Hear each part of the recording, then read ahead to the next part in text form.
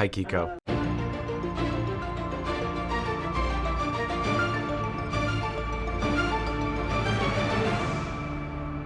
Thank you for taking the time. Thank you. My pleasure. Well, congratulations on the film. I really enjoyed it. Tell me a little bit about going into this, both of you. What resonated with you about a project like this that made you want to be a part of it? Well, we're gay and Indian, and it was about gay Indians, so that was a big source of resonance.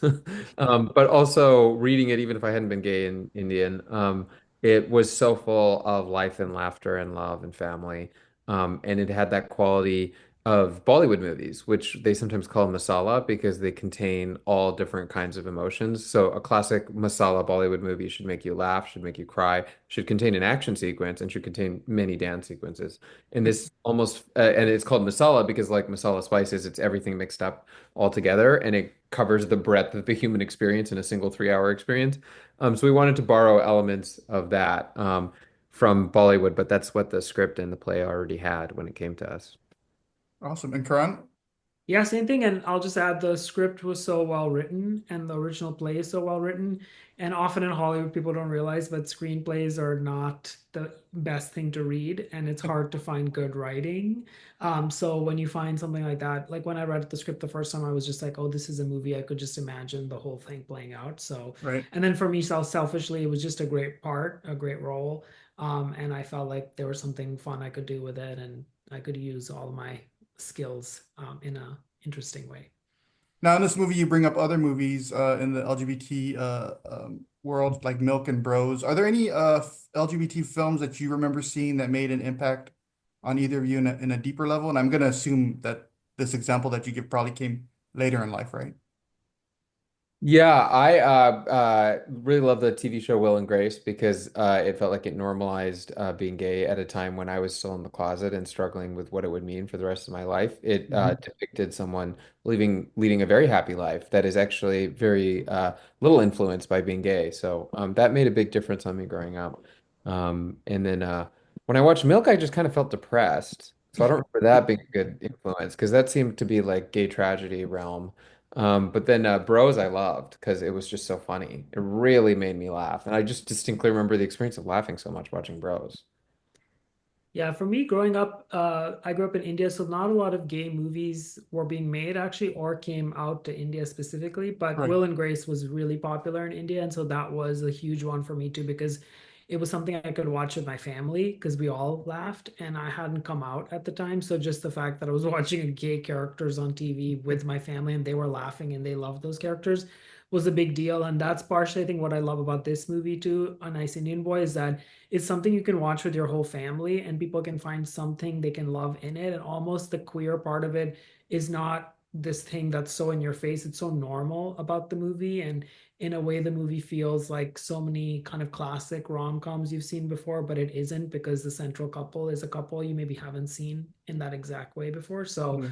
Will and Grace was a really big one. And then in the modern version, I loved Love Simon because I Mhm. love YA movies, but I just loved how that was like a movie I would have grown up watching traditionally, but it was about a queer character, and I wept and cried and had a great time. So that was the other one. Yeah, Bros is definitely not something you want to sit down and watch with grandma, I don't think. No, no, no, no, no, no, no.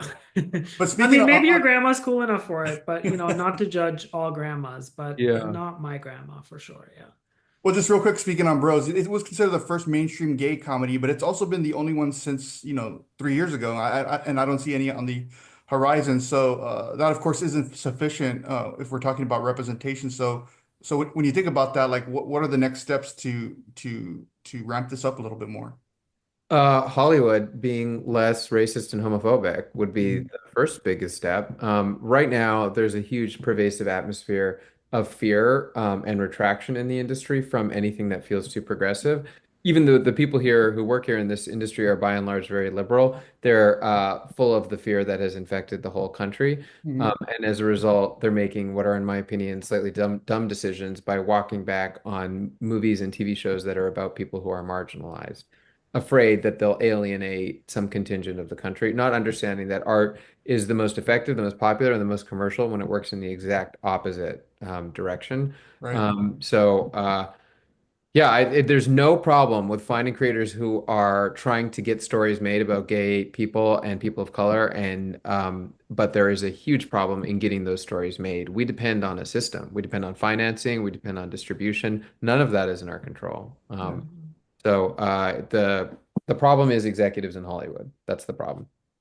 Yeah, many times in LGBTQ cinema, films are relegated to, simple categories. I remember back in '05 when Brokeback Mountain, it was all over the place, but all it was being called was the gay cowboy movie, right? Or if you think of Yeah. something like But I'm a Cheerleader was, the gay version of Clueless. So is that something that you kind of like, wince at when they Yeah, I don't make it that understand the simple? need to subdivide and classify to such a huge Right. extent. Like we're specimens in science. Like you don't call Notting Hill a straight white rom-com, even though I guess technically that's what it is. But A Nice Indian Boy is suddenly a queer South Asian rom-com in every trade article about its existence. And what it is saying very clearly is that our lives are niche. But my life isn't niche. It's extremely interesting. And in my opinion, mainstream, at least the way I live it. So it feels like it's representative of our overall polite liberal attitude, which is that's a nice little thing that they're up to over there in their little lives. When they should be listening and watching us because it's certainly more vital than you're cordially invited. Right, right. Karan, how do you view the landscape of LGBTQ cinema in the US today? Do you still consider it niche as it was 20 years ago? Yeah, without niche, I would just say there's less opportunities for these stories to exist, but it's been more than when I started in Hollywood. I started in 2009.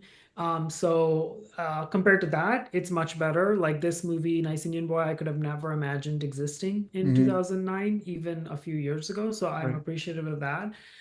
I think, yeah, what the bigger problem is that because there's fewer of these things and they come out kind of sporadically, like Bros was 3 years ago, like you said, what happens is that each of these movies has an unsurmountable task, which is they're supposed to prove to this entire industry that but the amount of action movies that come and fail week after week, no one says anything because then it's just like there's so many of them that there's not the pressure. And I think no movie should feel like homework for an audience member. Like I don't want to go into a movie because it's the politically right thing to do, or Right. I just want to be entertained. And so I think this is the problem sometimes is audiences I think end up feeling like, oh, I don't want to watch that. It feels like homework because it's checking these boxes of this marginalized group.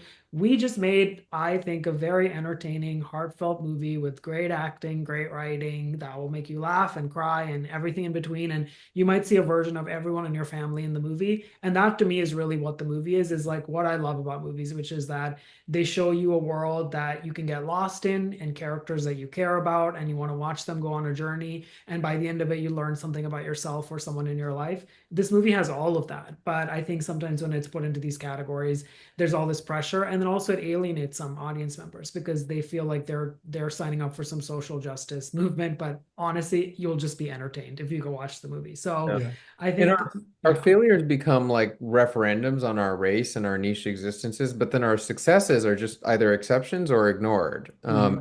That's the confusing thing. Like, for example, we outgrossed On Swift Horses, which is a movie with Daisy Edgar Jones and Jacob Elordi.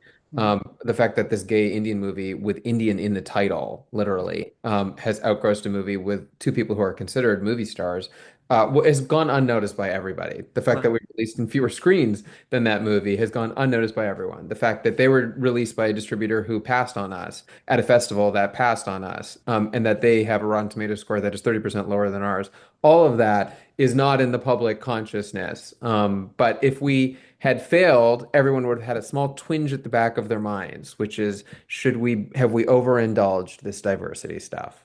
Because look what it's led to. But the thinking never works in the opposite direction. And the only way to point out that it doesn't is to sound as kind of crazy and immodest as I just have. But that's what's so agonizing about. Someone's Yeah, got to yeah. I've say seen Nice it. Indian Boy. I've seen On Swift Horses, and I'm definitely recommending Nice Indian Boy. So, Yeah, yeah. Thank yeah, you. very, That's very what I good. needed. So, Yeah. well, guys, thank you so much for taking the time. I appreciate it, and congratulations on Nice Indian Boy. And we can't wait to see what you guys work on next. Thank you so much. Thank you. Thanks. Have a good day. Bye.